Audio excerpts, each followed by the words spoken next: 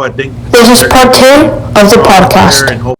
Yeah, I think the Bears are going to be really strong. Especially with being a make or break year for Mitch Trubisky.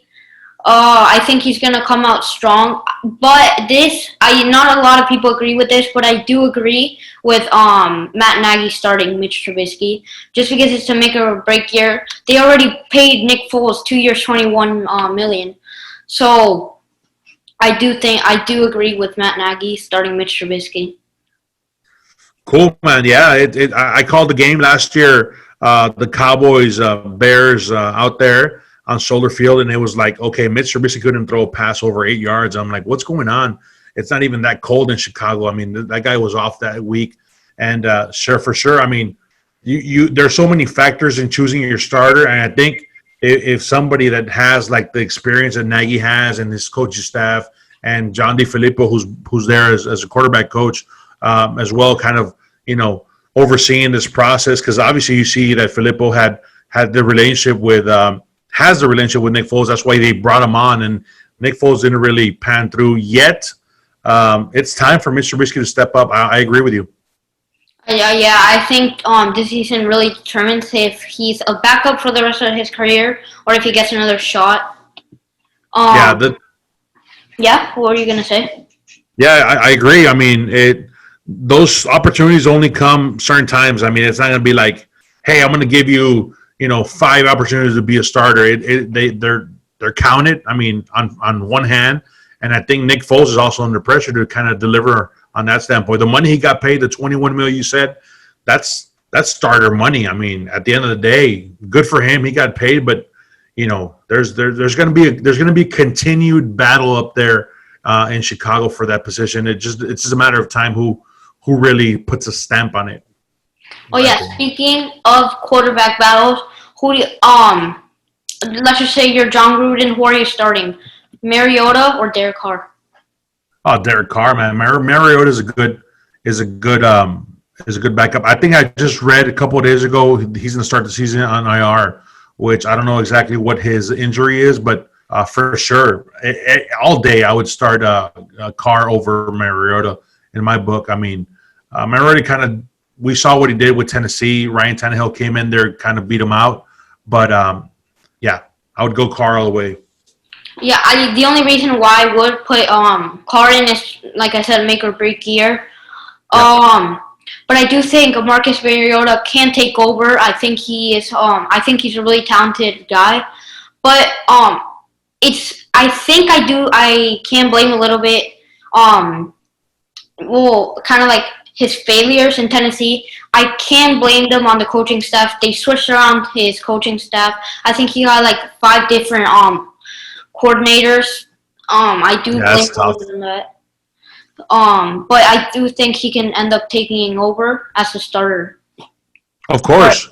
No, there's gonna be a shot there for him eventually, but for the most part, just the way Carr and Coach Chucky Gruden kind of finished the season last year. They were kind of hating on each other for a little bit. They're kind of making faces at each other and stuff, but Yeah. they kind of put it together towards the end. So I like that duo right there. I'm with you. Yeah. All right. This is more of a question for you, but without with little fans, if not no fans, does that affect the way the players play, or does that affect anything at all? That's a good question, Santi, because I've gotten it a lot the past 15 days. I'll be honest with you, as a former offensive lineman, I didn't really pay attention to the noise and the fans. I mean, the only time I really kind of knew they were there was because one, somebody jumped off sides as an offensive lineman, or they were making so much noise I couldn't hear the quarterback or the movements of the center, or any indication by that mean, or my family at the end of the game when I would go out, they would come down and kind of say hi to me. But I was worried more, Santi, of the guy in front of me, man, of the defensive tackle that was in front of me, who's gonna wanted to take my head off. If I wasn't concentrated 100%, this guy was gonna eat me alive. So, yeah, I think most players are gonna be like, yeah, we don't really pay attention that much. Because there's a game to be played. You have to prep, and your total focus has to be with your matchup. Who was in front of you? I mean, for me as a guard, I had to figure out the front real quick, call the mic out, make sure I knew where I was going. And that happens in a split second, man. If you're concentrated on, if your tia, if your uncle or somebody out there is trying to say hi, I mean, you're in the wrong business. But yeah, good question. I think the noise factor is going to be something where it's going to be a non-issue. I heard that the crowd noise is going to be pumped. It's going to have a cap. So I think 75 is a cap on the amount of noise decibels you can pump into the stadium. Just to give you a perspective, Kansas City usually averages like 120. Out here at State Farm Stadium, and with the Cardinals, we probably go up to 117, 118. So it's not going to be as loud as we would see on TV, I think. Yeah. All right. Almost wrapping things up. Give me one hot take. One hot take for week 1? Oh no, just for the season. For the season. Oof. Hot take for the season. I got to say, watch out for Larry Fitzgerald, man. They brought D-Hop. They brought DeAndre Hopkins, who's an all-pro, and he's going to eventually move into the face of the franchise. But all the defenses versus the Cardinals are going to pay attention to D-Hop because he's so good. You have to count him at all times on the field. But if Larry Fitzgerald, a 17-year vet who is healthy, who's enjoying to play football, he's going to get a lot of receptions, man, because he's going to be open and he still can run and catch and do all those great things. So, yeah, man, hot take, Larry Fitzgerald's going to have a beast of a season. I do think Larry Fitzgerald has a pretty good season. One other guy from that Cardinals offense to keep in mind is Christian Kirk. I think he's going to step up from last year. Which last year he had a good season, but I think he's stepping it up. All right, for my hot take, I'm going to go – this is really hot, but I'm going to go with Baker Mayfield ends up as a top 3 quarterback this year. I think he bounces back in a big way. Austin Hooper, Odell, I think he's bouncing back. But I do have him as a bust this year. But I do think he does a little bit better. Bust for fantasy, but in real life, I do think he's going to do good things for that team.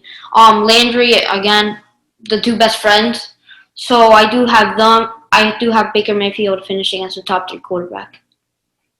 That's good. Yeah, Baker Mayfield, it's pressure time also in Cleveland because he's got all those studs out there, man. He's got a lot of weapons on the offense, and that defense seems pretty solid. You're right. Yeah, it's a good hot take for the season. I think he should evolve into a playoff caliber team. Remember one thing, Santi, this year there's 7 teams going into the playoffs off of each conference, so that's an extra spot. If a team like Cleveland can jump on, or maybe a Denver, or maybe like somebody that's not, under the radar per se, I think it'll be fine. Yeah, good hot take, man. Good stuff. All right, thank you. And just to wrap it up with the news, Jalen Ramsey just got a pay date. I think he got overpaid. I do think. How much did he get? I think he got like 110 or something like that. Wow. 5 years. That's big time money right there. That guy, I like what he brings on the field, to be honest with you, because he's a really competitor. I mean, this guy lines up. He's a shutdown corner. He can do it all, man. He can play on the side, and he has that presence. Obviously, it's a skill position, so that money that you said is going to come eventually if you're that good. But I question his character sometimes, man, because, in football, as you know, because you play quarterback, you got to be part of the team the whole time. This is not where, let me turn it on 1 week and let me turn it off 3 weeks and let me voice my opinion, because there's some stuff that goes on in locker rooms and with your receiver, defensive group that can't be shared. But I like him. Hopefully he's worth every penny. I don't know yet. I got to see him play this year. Oh yeah. And he got paid way more than Tre'Davious White. So yeah, that's that kid is good. That kid is good up there in Buffalo, right? He's up there in Buffalo? Yep. I like him, man. I like him. I think Buffalo has a strong defense. I don't know, but just last year when they lost against the Texans in the playoffs, I think Josh Allen really That just was Josh Allen. That was it. he just put a they lit a spark under him. That guy has some flames, man. I think once he goes through another year, and that division, remember, Tom Brady's not there anymore. You know, it's your division. It's where the Dolphins are at. So there's a good chance that the Bills are going to make a run for it, and they should. I mean, a lot of the years they were just, you know, it was expected that New England Patriots would win it all. This year's different, man. Really different. Yeah. Buffalo. I think that Texans game. I think we can blame Josh Allen for that loss. I really think. Yeah, that fumble was kind of iffy, huh? When he That was lateraled it, and it was unnecessary. what? What are you doing? But yeah, you're right. You're right. I think he does with Stephon Diggs. I think he improves a little bit, but I think he really has to work on his accuracy. And people, Remember something, Santiago. It's tough to throw in the winter up in Buffalo, man. The rain's coming at you, you know, face front. I mean, it's cold weather team, so you got to have a really strong arm. I think he's gonna be. I think he will really, you know, flourish this year. I got him, you know, to be a solid. Having a solid year, but it should be fun to watch, man, because you know all those rookies that you mentioned. Well, a couple years back now, you know, with the Baker Mayfields, with the Josh Allens, the Sam Darnolds, those guys they all have shots to start quickly in the NFL and to kind of, you know, jump on board and make a big name for themselves. So I like what's happening in the NFL with the quarterback positions. Now they just throw them out there and either they make it, or they break it. I love it. make or break. But yeah, I do think he has to upgrade. People say like, yeah, he has the strongest arm, but he has the strongest arm, but overthrows more than half his passes. So I do think he has to work on that. Almost definitely, and that's going to come over time, I think. Yeah, I do. I think he gets better over time. So Rolando, thank you for being here. One more thing, I can't let you go without asking you, what do you think about the Dolphins this year? You know what? I like the Dolphins, man. The Dolphins have a lot of talent. I think for me, on any team, it starts with a quarterback.